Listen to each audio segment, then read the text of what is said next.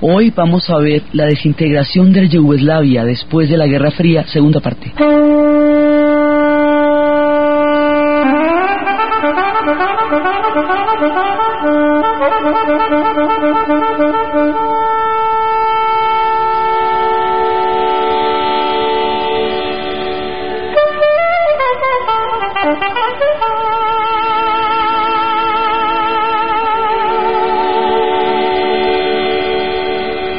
Había una frase en tiempos de Tito que solía decir que Yugoslavia tenía 6 repúblicas, 5 naciones, 4 lenguas, 3 religiones, 2 alfabetos y un partido político. 6 repúblicas que eran Serbia, Montenegro, Bosnia-Herzegovina, Eslovenia, Croacia y Macedonia. 5 naciones porque Serbia y Montenegro eran una sola nación en aquella época. 4 lenguas porque se habla el serbo-croata y se hablan el bosnio y cada una de esas lenguas. 3 religiones porque unos son cristianos ortodoxos que formaron parte del Imperio Ruso. Otros son cristianos romanos, católicos romanos, que formaron parte del Imperio Austrohúngaro y que gravitaban alrededor de Viena. Otros son musulmanes porque formaron parte del Imperio Otomano, que son la Bosnia-Herzegovina. Los que son serbios, los serbios y los montenegrinos son ortodoxos. Los eslovenos y los croatas son católicos. Los bosnios herzegovinos musulmanes. Así digamos 3 religiones, 2 alfabetos porque tenían el alfabeto cirílico, que fue el que introdujeron Cirilo y Metodio, que viene del griego y que es el alfabeto que también se escribe en Rusia, y un partido político era el Partido Comunista que dirigía Tito. Entonces cuando Tito tenía, habíamos visto la vez pasada, su Partido Comunista bien armado, chévere, cuando él muere logra que su estructura se mantenga un tiempo más, pero habíamos visto cómo en el momento en que la presidencia se va rotando de una república a otra y le toca a Serbia hacer la rotación para que suba Eslovenia en ese momento no va a entrar, no le van a dar el turno, le tocaba el turno a Eslovenia y Serbia no se lo cedió. Entonces al no cederle el turno Serbia, Eslovenia se va a considerar tan supremamente agredida con la imposibilidad de tomar su tiempo en la presidencia de la Yugoslavia, que va a considerar que no es necesario que esté ahí, que ella puede buscar perfectamente otro rumbo, y es cuando se retira el Partido Comunista Esloveno del Comité Central del Partido Comunista Yugoslavo, y es cuando empieza la desintegración. Entonces, la guerra se va dando por capítulos, o sea, esto va a ser una guerra enorme, pero se va dando a pedacitos, entre unos y otros, hasta que esto se va a volver una cosa muy tenaz, y el mundo no se la va a creer, y mientras se pellizca esto se va a hacer una cosa muy, muy fuerte. Entonces, en un principio, cuando Eslovenia sale, habíamos dicho que Europa no podía reconocer la independencia de los nuevos países, porque o todos en la cama o todos en el suelo. Si nos poníamos a reconocer la independencia de los antiguos países, entonces se podía romper la Italia entre la Padania y Nápoles, se podía partir Inglaterra, el Reino Unido entre Escocia, y que hartas ganas tiene de irse, Irlanda, la República Irlanda del Norte, se podría romper Francia por Córcega, y así, pues, y Bélgica entre los balones, y los francos, así, eso se podría volver una cosa muy complicada. Entonces aquí empiezan a manejarse las dobles agendas, porque en el momento que Alemania reconoce Eslovenia, entra a meter mano de alguna manera en lo que va a ser todo este despelote, en la medida en que reconoce un solo país, aunque sea uno. Ahí se va a formar una primera guerra que es más bien cortica, esta dura como media horita más o menos, no es escamosa ni nada para lo que se va a poner esto de terrible.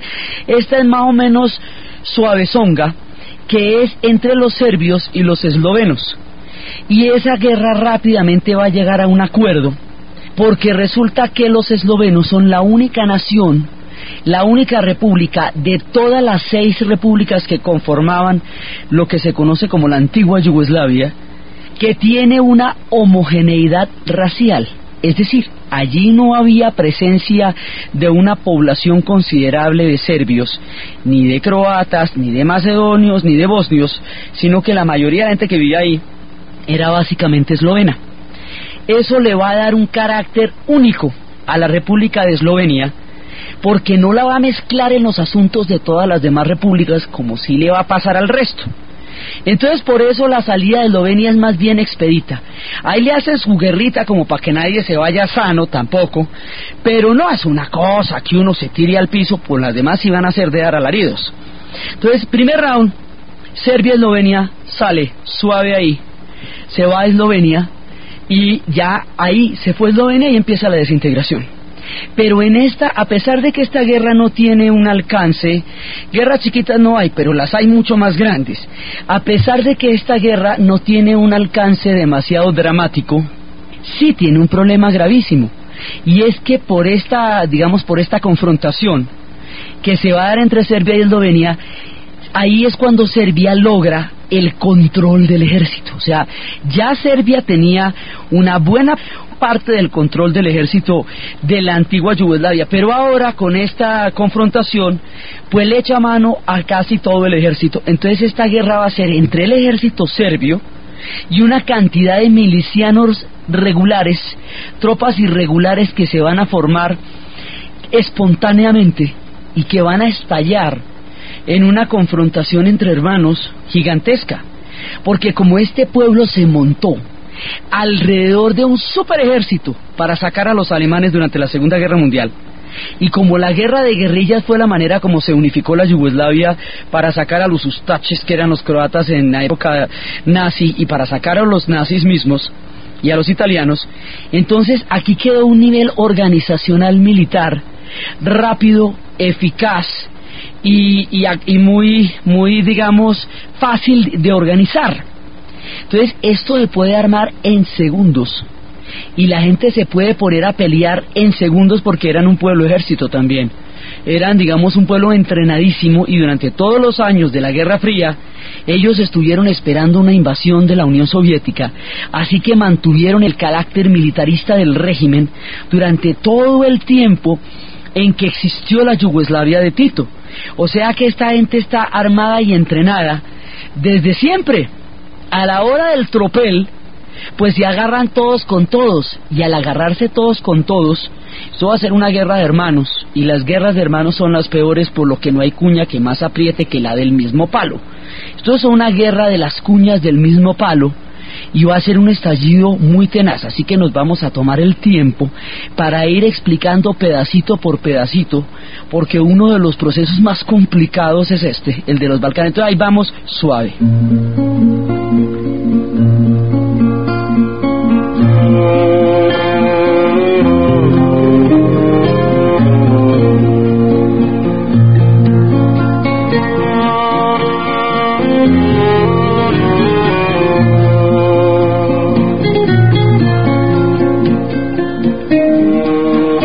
Entonces se va empezando a armar este lío. Primero los eslovenos logran salir, pero la segunda parte, que es inmediatamente después, es simultánea. Todo esto empieza a suceder hacia el año 92. Después de esto sucede que viene la guerra entre los serbios y los croatas. Esta es más brava. Esta es por un territorio que se llama Krajina. Entonces, una de las cosas más miedosas de los conflictos balcánicos es la circularidad. Nosotros vamos a darnos cuenta que por donde empezó el siglo, por ahí termina el siglo, por donde empiezan todas las cosas, por ahí van a terminar. Entonces, hay un imaginario serbio que es muy complicado, que es el imaginario serbio de Kosovo. Kosovo es el origen histórico de la nación serbia, del reino de Nemanjić, de la época del gran príncipe Lazar, del tiempo mítico de los caballeros serbios, de la fe ortodoxa, de los monasterios más antiguos de la fe ortodoxa que daban en Kosovo. Y Kosovo va a ser derrotada estrepitosamente en 1389 en lo que se llama la batalla de los Mirlos. Kosov significa mirlo, donde los turcos otomanos van a derrotar definitivamente a los serbios, van a acabar con su arraigo en ese, pues digamos, con su hegemonía y con su autonomía, los van a someter y van a llevar a lo largo de 300 años población albanesa hasta llegar a crear una república que, pues digamos, un territorio autónomo que básicamente es albanés, aunque sea la cuna de Kosovo. Entonces, Serbia tiene un proyecto que se llama la Gran Serbia. Serbia considera que todo aquello que en alguna época, o sea, en el siglo XIV, en la época de Nemanjić, fueron sus dominios, son su destino manifiesto. Y empiezan a tener, por un lado, vientos de nacionalismo. Cuando cae el comunismo, los nacionalismos empiezan a aflorar. Eso mismo nos pasó en la Unión Soviética. La fuerza de los nacionalismos, que es un misterio que todavía no hemos terminado de comprender cabalmente, arrastra una cantidad de mareas de la historia que pueden arrasar países enteros. Entonces Serbia está en un recrudecimiento de su nacionalismo a partir de Kosovo. Kosovo en el momento del relato está en manos de los albaneses, o sea, la mayoría es albanesa, pero pertenece de todas maneras a la Yugoslavia, pero está en manos de los albaneses. Y al caer el comunismo, Milosevic, y aquí empieza, digamos, su criminalidad histórica. Milosevic, para reencaucharse en el poder, al no poderse meter dentro del comunismo, porque ya no existe el comunismo, apela al odio racial para mantenerse vigente dentro de la política de la nueva Yugoslavia. Así que cuando pasa por Kosovo y echa el discurso de que al fin ha llegado la hora de que los serbios reivindiquen su valentía, y apela a la frase terrible de nunca más pequeño kosovar, que es una frase de venganza, desata el odio de los nacionalismos. Él no lo podría desatar si tal odio no existiera. Esas cosas no se pueden hacer si no forman parte de una comunidad o de un pueblo. Pero él lo que hace es que él mueve esos hilos. Su terrible irresponsabilidad genocida consiste en encender esa llama. Él va y enciende la llama del nacionalismo en un discurso en Kosovo, donde él sabe exactamente qué está diciendo y por qué lo está diciendo. Y ahí empieza a prenderse la mecha. Por un lado, Serbia. Entonces Serbia va a la construcción de la Gran Serbia. Serbia va hacia tomar esos territorios que, siendo suyos, en ese momento tienen enclaves de otros pueblos. En el caso de Croacia, el enclave es Krajina. En el caso de Albania, digamos de los albaneses, el enclave fundamental es Kosovo. Y en el caso de los bosnios, casi todo el país es un enclave porque hay una inmensa cantidad de población serbia allí. Entonces los serbios poco a poco lo que van a querer es, por cuenta de los primos que están en la otra casa, tomarse todo el barrio y de una vez anexarse las casas para que todos quedemos dentro de la misma y los que están en la mitad sobran. Entonces aquí empiezan a aparecer frases terribles, frases que ya tendríamos que haber aprendido lo suficiente, frases que no pueden hacer carrera jamás en la historia, frases que no deben bajo ninguna circunstancia tolerarse en ningún momento, bajo ninguna circunstancia. Una frase como limpieza étnica no debe hacer carrera en la humanidad porque es contraria a la existencia de los seres humanos. Aquí se empieza a utilizar la categoría de limpieza étnica. ¿Qué quiere decir eso? Quiere decir que la limpieza, es decir, hay personajes, personas, seres humanos, hombres, mujeres y niños que son considerados como sucios dentro de una sociedad y van a ser limpiados como un detergente. O sea, analizar eso es importante, porque el grado de criminalidad que esta categoría genera, vale la pena que nos lo aprendamos con planas, porque es una cosa terrible. Entonces, esto está pasando en el corazón de Serbia, por un lado, pero también está pasando en Croacia. En Croacia está pasando que hay una nostalgia del nacionalismo y hay una nostalgia del Estado Ustaše. Hay una nostalgia que Tuđman, el presidente de Croacia, va a alimentar también. Es que aquí todo el mundo tiene las manos untadas.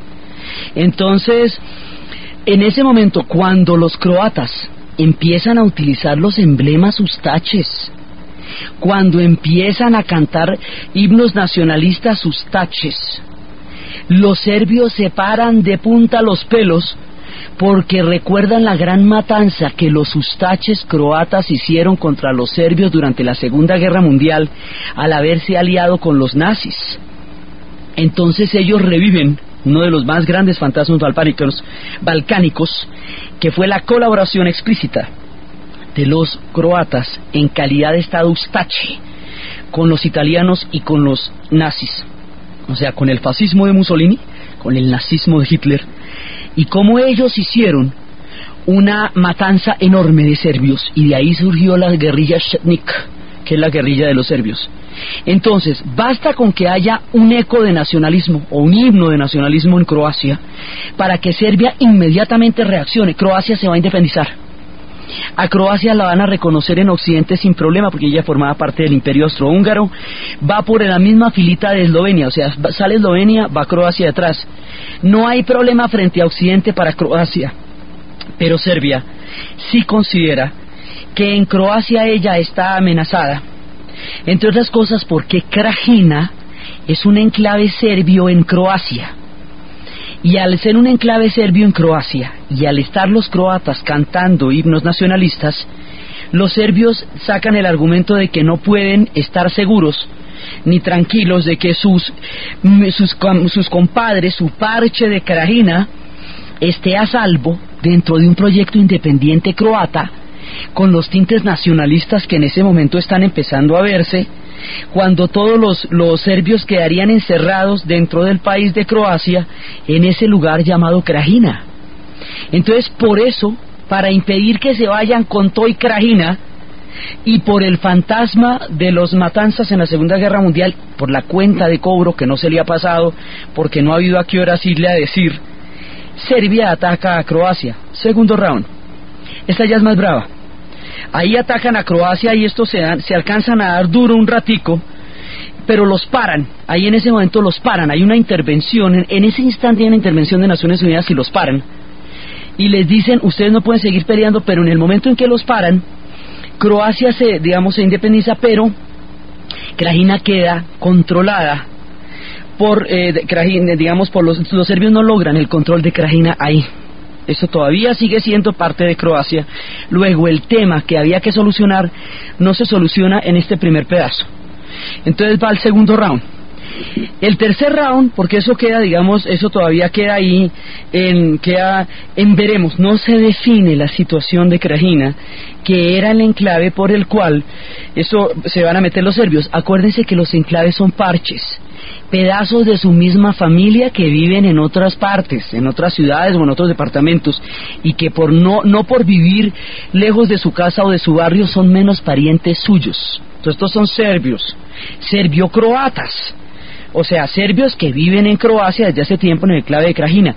Por eso era que la independencia de Eslovenia era suave, porque es que no hay serbios en Eslovenia. Donde hubiera serbios en Eslovenia, pues ahí hubiera habido tropel desde el principio. Pero es que sí hay bastantes en Croacia, y particularmente en Krajina. Va una.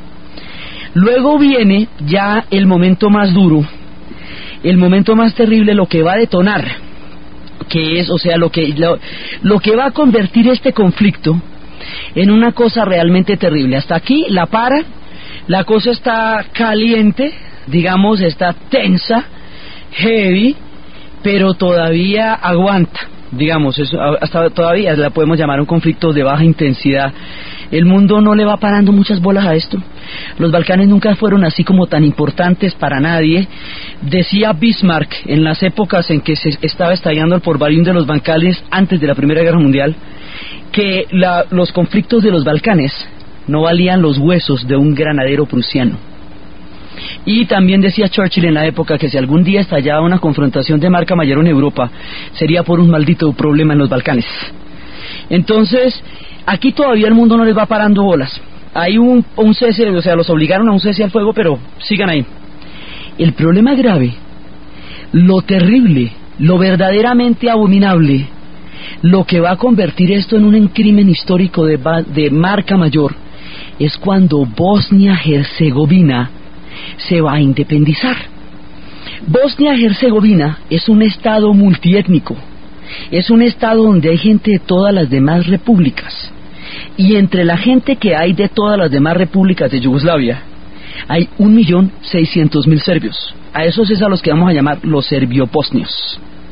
Entonces, cuando se va a independizar Bosnia-Herzegovina, que le dicen las Naciones Unidas que aguante un poquito porque eso está... Espere un momentico. Ellos piden su independencia también en Bosnia. Empieza a haber cantos nacionalistas que, como los bosnios son musulmanes, les hacen pensar en un resurgimiento islámico, digamos que pueda llegar a radicalizarse eventualmente dentro de Bosnia-Herzegovina, y una cosa es tener un estado que sea musulmán dentro de un conjunto de repúblicas, y otra es un estado independiente musulmán en el corazón de los Balcanes. El carácter musulmán de los bosnios va a jugar un papel definitivo dentro de esto. Entonces ellos empiezan a decir, digamos, a invocar elementos religiosos. En Bosnia están presentes las 3 religiones. Allá sí estaban los ortodoxos, los católicos y los musulmanes, y habían logrado convivir juntos muy bien. Bosnia puede ser como una especie de Suiza. La Suiza son varios cantones que tiene 3 nacionalidades: los franceses, los alemanes y los italianos. Suiza se ha logrado mantener neutral en todas las guerras, porque como tiene componentes de todos los que se matan entre los europeos, a cualquiera que le haga barra pues se desintegra. Todos los suizos deciden que no están con nadie nunca, y eso es lo que los ha salvado. Bosnia es como una Suiza, tiene gente de todas partes dentro de ella. Cualquier influencia que se medio insinúe un poquito más fuerte que la otra, detona la cantidad de gente que estaba ahí. Ellos habían sido un estado muy tolerante, y habían sido un estado ejemplo de la multietnia y de la multiculturalidad. Cuando empiezan también los ecos del nacionalismo a escucharse en Bosnia, ya no en una forma como Estado, más que como Estado, de una forma religiosa, porque ellos son musulmanes, aquí se empieza a poner cada vez más grave esto.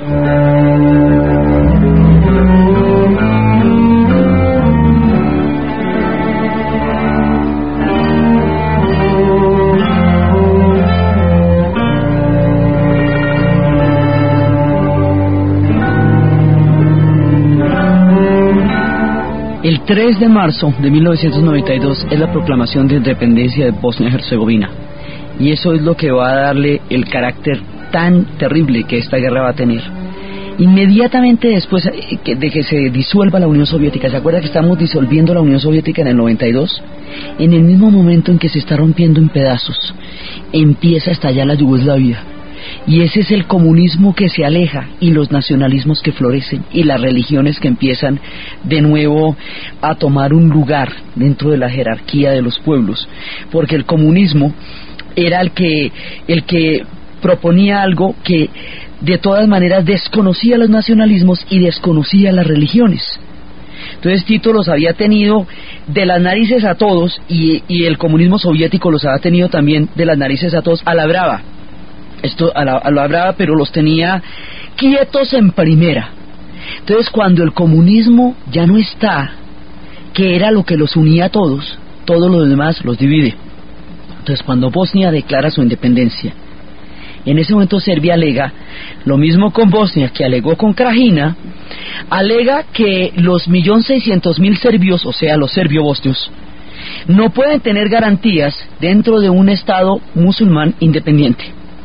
Los serbios son ortodoxos, entonces que ellos no pueden independizarse, y después de eso alegan que Bosnia no es ni siquiera un estado, que Bosnia es un estado tapón, que eso es hechizo, que eso es inventado, que lo que realmente existe es el antiguo territorio serbio.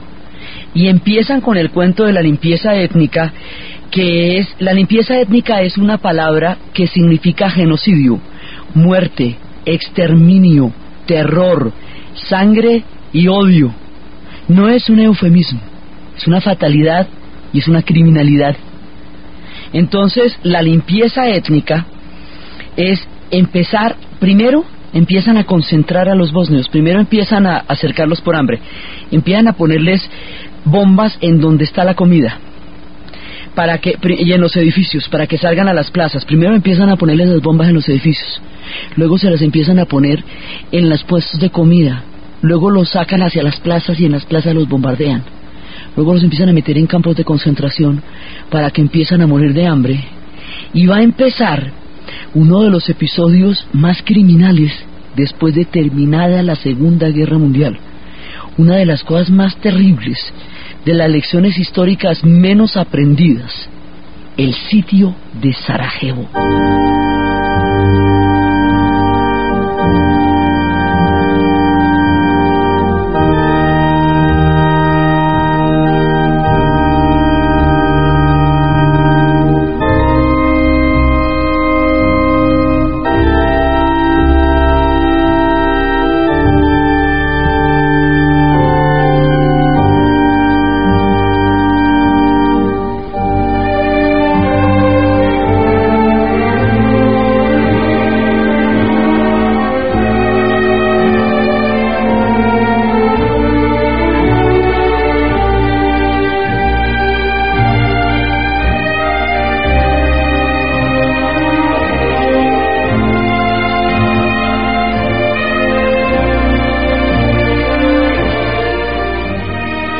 El sitio de Sarajevo va a ser uno de los episodios más terribles. Durante 2 años esta ciudad duró cercada por hambre. Esto que escuchábamos, el adagio de Albinoni, tiene una connotación terrible, y es un chelista al que le volaron su hermano en la cola del pan, y el hombre donde lo enterraron, digamos donde estaba el símbolo en el cementerio, se dedicó a tocar durante 24 días sin dormir el adagio de Albinoni en el cello, hasta que llegaron y se lo llevaron, ya las Naciones Unidas se lo llevaron, porque él se iba a morir tocando el cello en la tumba de su hermano. El cerco de Sarajevo tuvo la resistencia poética más impresionante. El periódico Liberación, que salió durante todo el cerco, hizo los malabares más impresionantes, y es un ejemplo de periodismo ético de lo mejor que se haya visto, porque como eran multiéticos, se sentaron todos en uno de los búnkeres que construyó Tito en plena paranoia durante toda la época en que estaban esperando una invasión soviética, y a la que tanto se han opuesto ellos en su época. Ahí se resguardaron, por eso fue que se pudo funcionar el periódico. Se metieron allá, sacaron un diccionario, un glosario de todos los términos que se utilizaban para discriminar o burlarse o peyorativamente referirse a cualquiera de las nacionalidades de la antigua Yugoslavia, para que ese tipo de expresiones nunca estuvieran en los artículos que sacara el diario Liberación, para que al salir no ofendieran a nadie. Empezaron a salir para mostrar que estaba viva el alma de Sarajevo. Empezaron a salir, aunque fuera algunas veces en bolsas de supermercados, porque ya escaseaba el papel. Y cada vez que salía una edición del diario de Sarajevo, con el respeto por cada una de las expresiones étnicas y religiosas que existen en Sarajevo, el pueblo de Sarajevo sentía que estaba viva el alma de Sarajevo. Los poetas seguían haciendo poemas para que no muriera el alma de Sarajevo. Este pueblo se dio a la tarea de fortalecer el espíritu para que no se muriera el alma de Sarajevo, y mientras tanto el mundo ignoraba este drama, no era importante para nadie, y la voz solitaria de Goytisolo era la única que decía en los cuadernos de Sarajevo que estaba pasando una cosa terrible. Y esto, a diferencia del holocausto nazi, que tampoco resulta creíble que mucha gente no haya visto ni sabido qué pasaba, esto sí sucedió en vivo y en directo vía microondas delante de todo el mundo, y el mundo lo permitió. Entonces aquí se va volviendo una cosa terrible, porque están matando a los bosnios herzegovinos. La idea es sacarlos, exterminarlos del territorio, para que todo ese territorio se lo tome Serbia y haga su gran nación Serbia con los serbio-bosnios que allá viven. Mientras tanto hay un ratico en que Croacia decide repartirse la Bosnia y Herzegovina con Serbia, que ya termina siendo una tirita pequeñísima, y hay un momento en que entre las dos, Bosnia y Herzegovina no sale a ninguna parte, todos los demás salen al mar, salen al Adriático, todos los demás son puertos, pero Bosnia está encerrada. Entonces en Bosnia los van a coger entre ambos, y empiezan a llegar las armas, poco a poco empiezan a llegar las armas de los musulmanes, y hay mujahedines que los van a ayudar cuando acaban de derrotar a los rusos en Afganistán. Hay gente que va llegando allá, pero esto se va, digamos, no tiene ninguna medida la resistencia que ellos tienen con los ataques que les sin embargo van a resistir 2 años y no van a poder acabarlos. El cerco de Sarajevo tiene unas connotaciones criminales terribles porque es agotar una ciudad por hambre. Ellos solamente comían de cultivos hidropónicos, y aquí va a haber un ingrediente que es condenable, es el ingrediente más condenable, uno de los ingredientes más terribles de estas guerras, que se debe denunciar siempre que se hable de este tema, y que nunca está suficientemente atrás, y que nunca proscribe, y que nunca se puede olvidar: la violación sistemática de mujeres como arma de guerra. Los serbios violaron a las mujeres musulmanas bosnias herzegovinas para quebrar el corazón de los hombres bosnios, y para avergonzarlas y para obligarlas a albergar en su vientre la semilla del odio de un bebé serbio. Y violaron mujeres entre los 14 y los 40 años repetidamente hasta que quedaran embarazadas.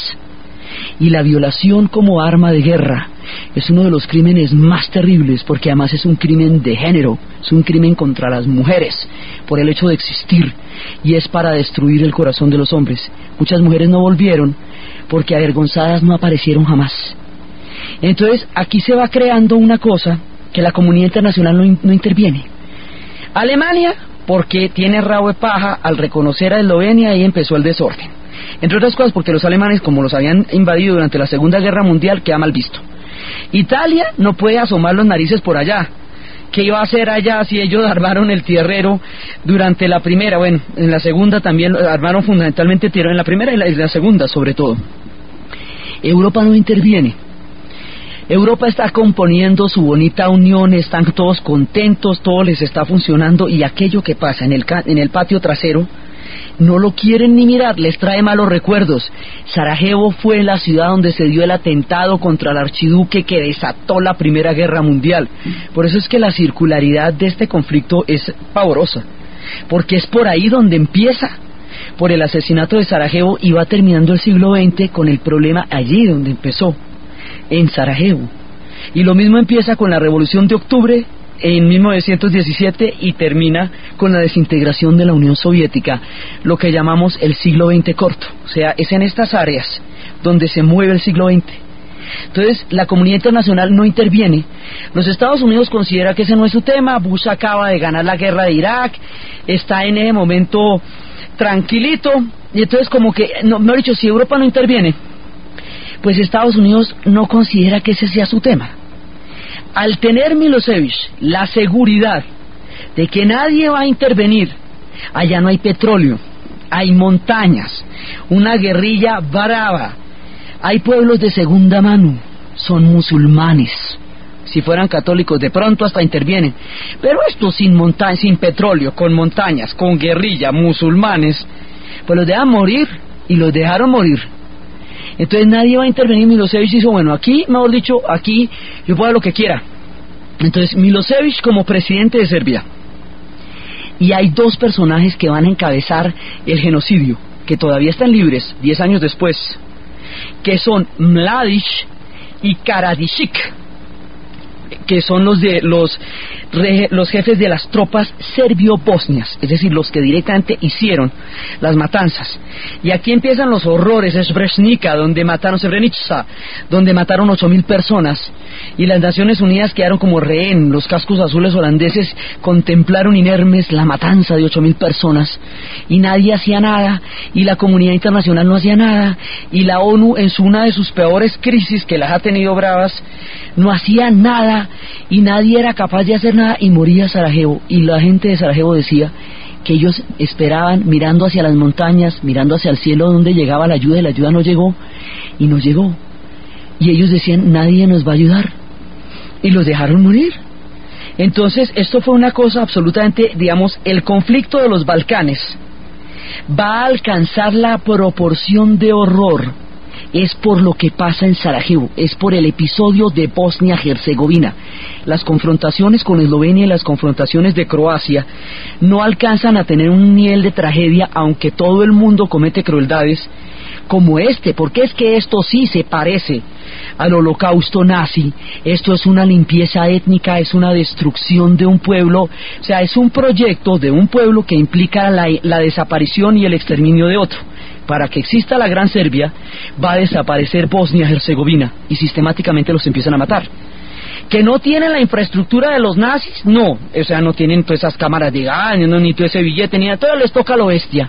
A lo bestia es con machetes, manual, ¿sí? Manual va matando todo este montón de gente de una manera horrible, y el mundo no hace nada, absolutamente nada. Y aquí por omisión pecó todo el mundo. Este es un crimen es un crimen del final del siglo, porque todo el mundo lo vio hacer y nadie lo impidió.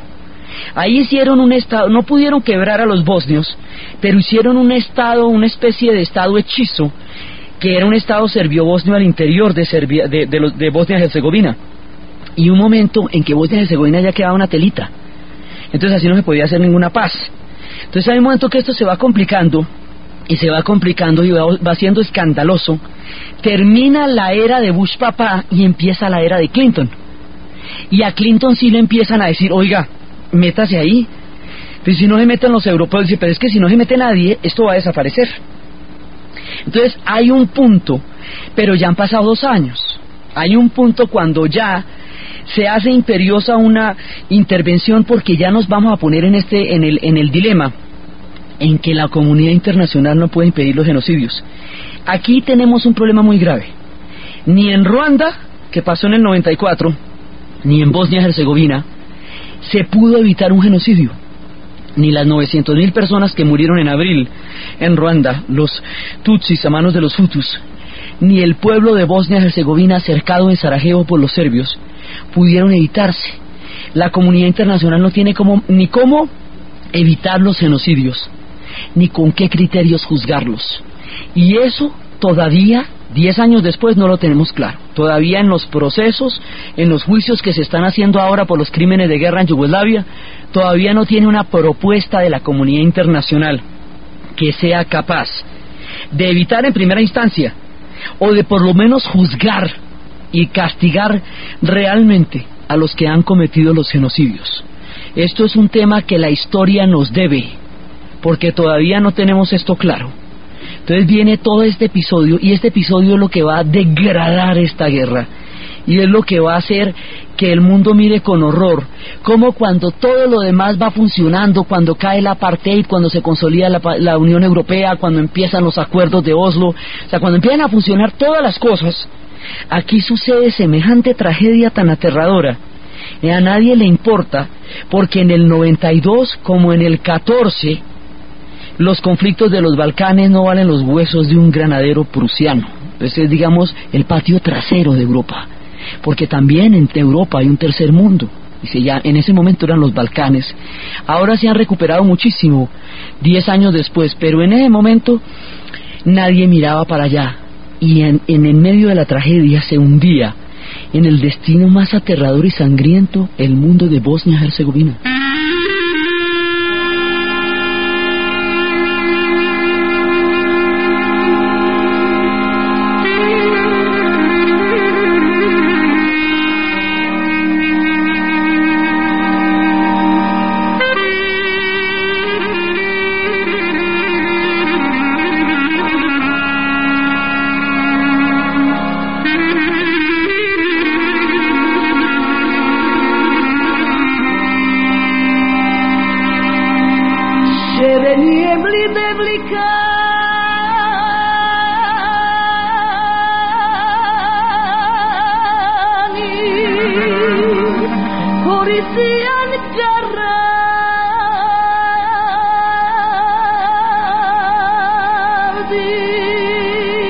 Entonces, ¿cómo se va a resolver esto si nadie hace nada? Pues hay un momento en que la presión internacional, la inoperancia, la crisis, la inercia, digamos todo el comportamiento que hace que nadie pueda mover acá, en la era Clinton, ya dice hay que intervenir.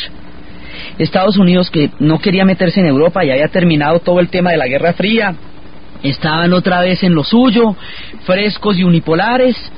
Y bueno, aquí toca meterse porque si no se mete esto ya es criminal. Entonces pues ya era criminal hace rato. Entonces, ¿cómo se va, digamos, a resolver esto? Empieza una presión muy seria sobre Croacia. Entonces, Estados Unidos no puede intervenir directamente porque si interviene directamente, pues ahí sí se monta en un peladero, pues es una cosa muy terrible. Entonces lo que va a hacer es apoyar a los croatas, dice, mire, que los croatas intervengan contra los serbios, les damos Krajina. Sí, o sea, a cambio, que intervengan contra los serbios, Krajina había quedado en control serbio, se las devolvemos, sí, y ustedes apoyan con Bosnia-Herzegovina. Entonces, al final, hay una alianza entre los croatas, Bosnia-Herzegovina, contra los serbios, con el apoyo de Estados Unidos.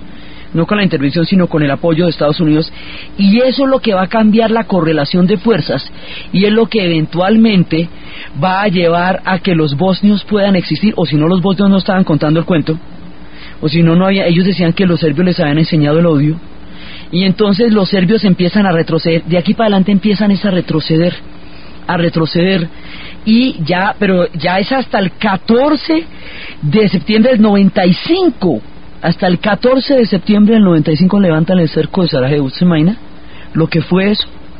Entonces, de la cosa más terrible. Entonces, Bosnia y Herzegovina logra salvarse, logra existir, y empiezan los acuerdos de Dayton, y empiezan a reconocer las fronteras existentes. Entonces, los serbios van a tener que evacuar una cantidad de ciudades que ellos habían invadido. Y es tanta la mala leche que hay en este conflicto, que cuando les toca evacuar una ciudad, la queman para que no pueda usar esa casa, ole, después de que hicieron lo que hicieron. Entonces, a más no poder, queman todo, para que las ciudades que los bosnios recuperen no sean utilizables y les toque volver a construir todo otra vez. Entonces, esto, digamos, va a ser una cosa muy complicada. Entonces, ya cuando se logra conjurar la crisis de Bosnia y Herzegovina, cuando se levanta el cerco de Sarajevo, cuando ya se hicieron los acuerdos de Dayton, en ese momento estalla otro pedazo de la crisis, y que es el otro round. El otro pedazo de la crisis es en Kosovo, que es donde empezamos todo. En Kosovo, allá en el lugar de los Mirlos, donde empezó todo el nacionalismo serbio, resulta que Kosovo, de hace más de 300 años, está poblado por albaneses, y el 90% de la población es albanesa. Entonces esos albaneses tenían imponían su cultura sobre los serbios, y los serbios consideraban que Kosovo era su cuna histórica. Milošević, en 1989, conmemorando los 600 años de la batalla de los Mirlos, impone el idioma y la religión de los serbios, que son minoría, sobre la mayoría albano-kosovar. Entonces eso va a generar unas tensiones muy fuertes. Y por el otro lado, cuando ya estamos a estas alturas del partido, que ya estamos después de los acuerdos de Dayton, desde entonces se va a desintegrar Albania, porque el gobierno albanés apostó el Producto Bruto Interno a la lotería de la pirámide y lo perdió. ¿Se imagina eso? Entonces el pueblo se levantó en la rebelión de Valona. La gente fue a los arsenales y los soldados los dejaron sacar las armas porque a ellos también los habían tumbado. Los presos salieron de los cárceles porque a los guardianes también los habían tumbado. Entonces se volvió una sola balacera donde hay que esconder los niños porque las balas perdidas silbaban por todas partes. Entonces se desocupa Albania, lo cual va a llevar mucha más gente a Kosovo, lo cual va a romper el equilibrio más aún, y a Italia. Eran los cables de los barcos de los albaneses pasando en cables a la frontera italiana, una cosa muy dura. Entonces esto hace que la crisis de Kosovo sea mucho más fuerte. Entonces, en un principio hay ataques de los albaneses sobre los serbios, y los serbios van a contestar ese ataque con una ferocidad de la que hemos estado viendo. Y cuando los serbios atacan a los albaneses en Kosovo, entonces esa sí no se la van a aguantar, casi que independientemente de que tengan o no tengan razón, de que ellos sean o no los dueños históricos de eso, ya en ese momento no se les va a permitir nada. Me dice, sí, y ahora se va a meter con los albaneses. Pues mire a ver. Es entonces cuando bombardean a Serbia, y lo primero que van a hacer es bombardear la estación de televisión, porque Milošević, al igual que Hitler y Mussolini, utilizaron la radio como un medio para transmitir las ideas del nazismo y llevar al odio racial. Milošević hizo otro tanto con la televisión y la convirtió en un instrumento de odio racial. Entonces bombardean la estación de televisión, y empiezan a bombardear a Serbia, ya a la nación de Serbia. Tengan o no tengan la razón, le están cobrando Sarajevo. Sí, Mauricio, ya la crisis de Sarajevo, la parálisis frente a la situación de Sarajevo, hace que cuando estalle la crisis de Kosovo, en el 95, ya no se dude para nada. Entonces, como no quieren perder hombres, bombardean desde lo alto, entonces bombardean indiscriminadamente hombres, mujeres, niños, puentes, y despedazan Serbia. Y después de que despedazan Serbia, les dicen, bueno, a entregarme a Milosevic, porque es que si ustedes no me lo entregan, porque hay un momento durante esta crisis en que surgen los movimientos pacifistas en Serbia, y esos movimientos pacifistas van a buscar tumbar a Milosevic porque lo culpan de la tragedia del pueblo serbio, pero no lo pueden tumbar. Primero, hay cantidades de movilizaciones, son las revoluciones amarillas porque les echaban huevos a los dirigentes, y eran marchas y marchas y marchas y marchas, pero no lo lograban tumbar, y la crisis de Kosovo va a fortalecer el discurso del nacionalismo de Milosevic. Entonces ahí ya institucionalmente es más difícil tumbarlo. Entonces los Estados Unidos dijo, bueno, o me van entregando a ese señor, o no hay futuro para Serbia. Es decir, se les puede montar un embargo, el más bravo del mundo. Entonces es ahí cuando entregan a Milosevic. Entonces Milosevic, para todos los de la Gran Serbia, es un héroe y es el adalid del nacionalismo serbio. Y para todos aquellos que murieron bajo su odio racial, es el asesino más grande de los Balcanes. Entonces, por eso, cuando en el juicio Milosevic primero no reconocía al tribunal, cosa que es muy característica de los criminales de guerra, no reconocer los tribunales. Y segundo, en ese momento, cuando ya lo van a juzgar, el hombre muere de un infarto. Por eso en el funeral de Milosevic había de todas maneras quienes lo consideraban un adalid y quienes se aliviaban de que hubiera muerto un asesino, con el pesar de que no lo hubieran podido juzgar. Entonces, finalmente, después de Kosovo, entregan a Milosevic. Casi le cuesta la vida misma a Serbia la aventura de la Gran Serbia.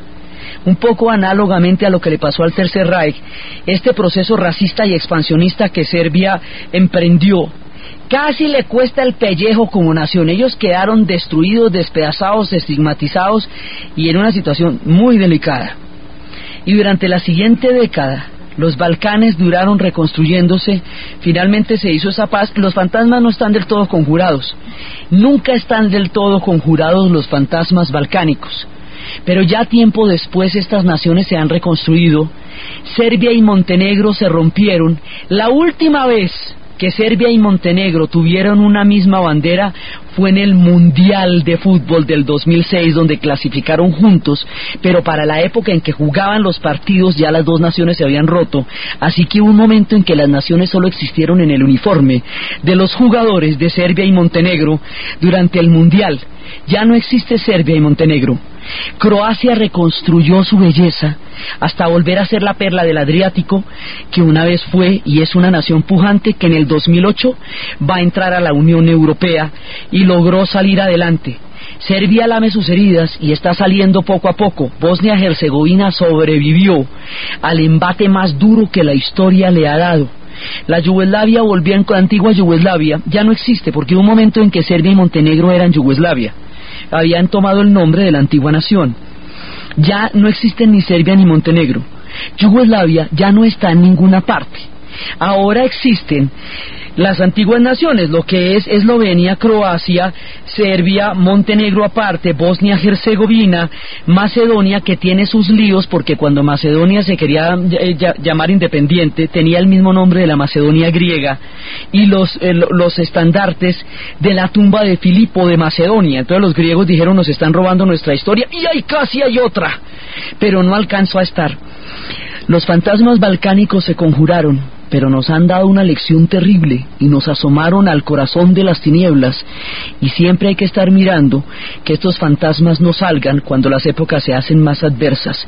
Esta es una de las consecuencias más bravas del final de la Guerra Fría, la desintegración de Yugoslavia. Han pasado 10 años, los juicios están todavía a la orden del día, muchos de los criminales están libres, y los procesos, como todavía no se han completado, aún no sabemos qué castigo le va a dar la historia a lo que sucedió acá. Es uno de los procesos más dramáticos, pero también más trascendentales del final de la Guerra Fría. El otro es lo que hace posible que, terminando la Guerra Fría, por fin pueda haber conversaciones de paz en el conflicto árabe-israelí. Si bien en este momento esos pueblos están atravesando una línea de sombra, el proceso de Oslo es un antecedente histórico que siempre se puede retomar, de pueblos que en algún momento pueden empezar a entenderse. Eso es lo que vamos a ver en el siguiente programa. Entonces, desde los espacios de los fantasmas balcánicos, desde el resurgimiento de los más terribles espíritus de la oscuridad que este pueblo experimentó, desde la heroica resistencia de Sarajevo, desde la trágica musicalidad de estos pueblos y desde la recuperación histórica que hoy tienen, en la narración Diana Uribe, en la producción Ernesto Díaz, y para ustedes feliz domingo.